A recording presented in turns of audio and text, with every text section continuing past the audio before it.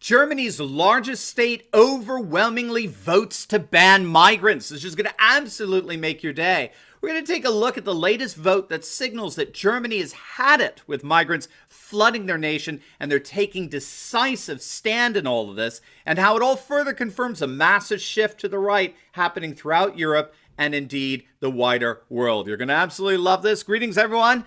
Dr. Steve here with you. It's great to be with you as always. A super happy Friday to all of you. If this is your first time here, I post 2 videos a day analyzing current events in light of some super awesome conservative trends. So if you haven't already done so, make sure to smack that bell and subscribe button. It'll be an absolute privilege to have you as a regular part of this channel, where each and every day together we get to celebrate the inevitable collapse of globalism and the unstoppable rise of a new conservative age. Now, before we get into this amazing vote in Germany to close their borders, in effect, make sure to download your free gift, which we put together just for you. We're calling it, I think most appropriately, our fake news antidote, right? This is an antidote we need now, a fake news antidote. It's a compilation of over 20 news sites that I go to each and every day, and you can download it completely free at the link down below in the pinned comment section. I think you're really, really going to enjoy it. And finally, many health experts do agree that consuming collagen is as crucial as it gets to renew and revitalize how you look and feel. It's really being touted in many respects as the greatest supplement to ever hit the market. It can do wonders for reducing wrinkles and strengthening hair and nails and supporting pain-free joints, reducing cellulite, and even boosting metabolism and dropping those unwanted pounds.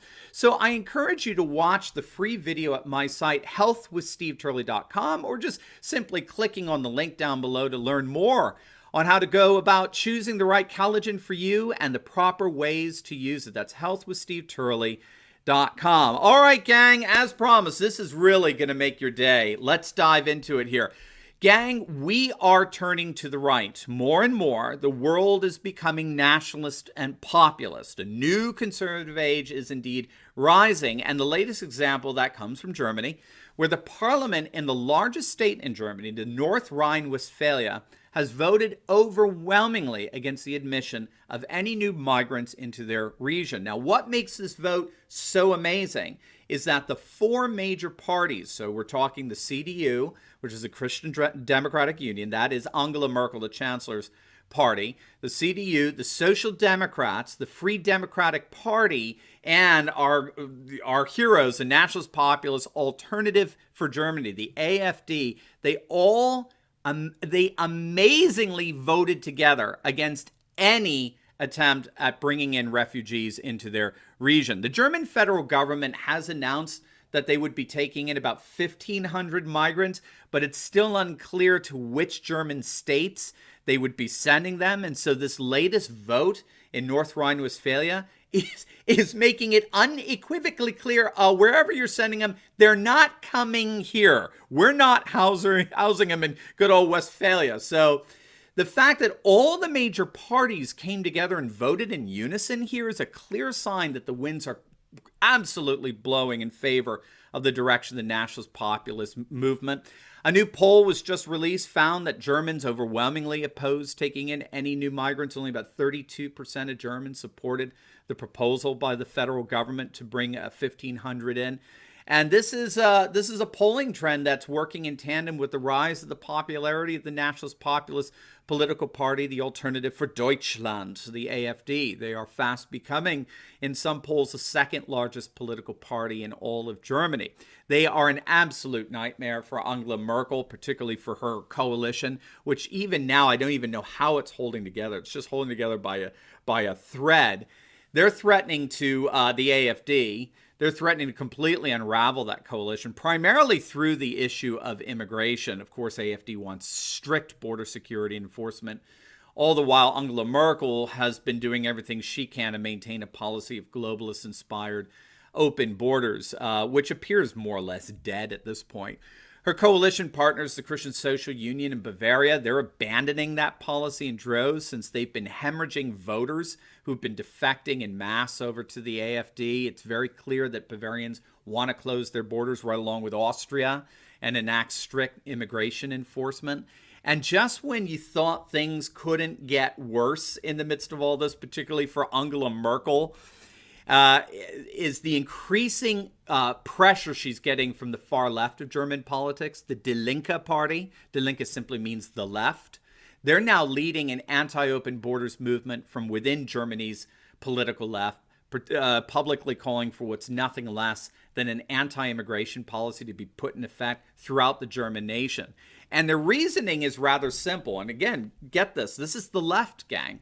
If you could believe it, representatives of Die Linke are arguing that open borders is emphatically not a leftist policy at all, precisely because the money spent on asylum seekers cannot at the same time be spent on providing for the needs of Germans, and particularly the German poor. And so what they're doing is they're trying to make the argument, I kid you not, okay? They're trying to make the argument that there's nothing leftist about open borders. So we see something akin to sort of like a post-globalist left emerging here in Germany, which was amplified, by the way, with Social Democrats voting in tandem with the AfD in North Rhine-Westphalia, right?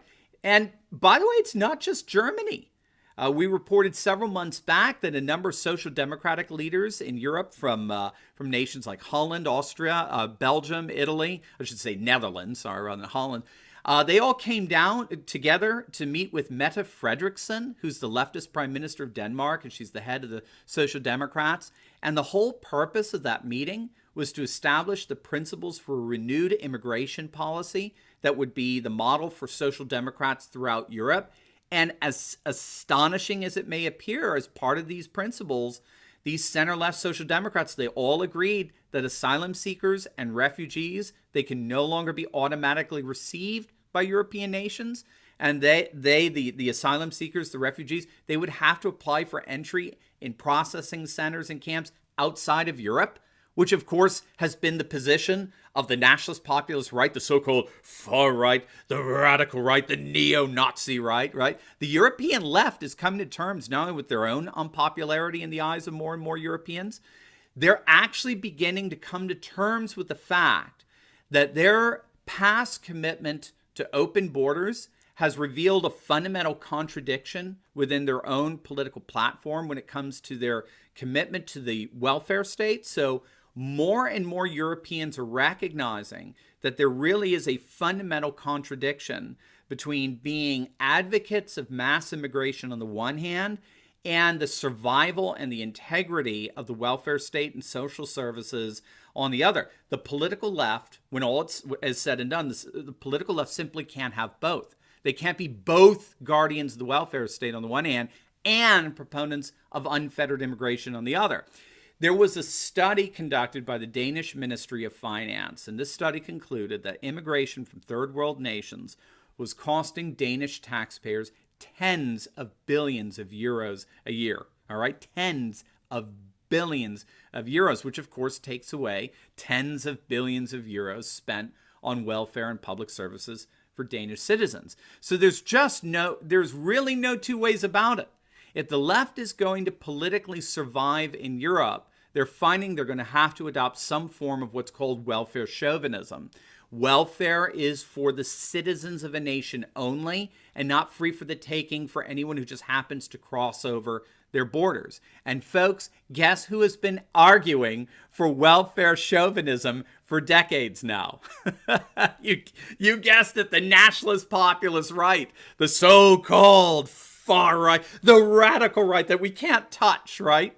The left in Europe is increasingly adopting the immigration and welfare stance that were once ridiculed and dismissed as the racist rants of the European far right.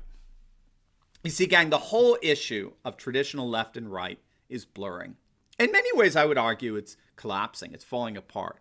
It's no longer an issue of whether we're going to, raise taxes by a certain percentage point or lower them by a comparable percentage point. It's no longer about whether government is going to provide the welfare services or whether they're going to more farm them out and privatize the welfare agencies. The traditional politics of left and right are frankly over. The new politics, and that's what we've got to get.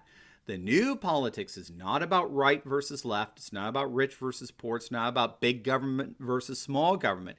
It's now about inside versus outside. It's now about citizens versus our ruling elites.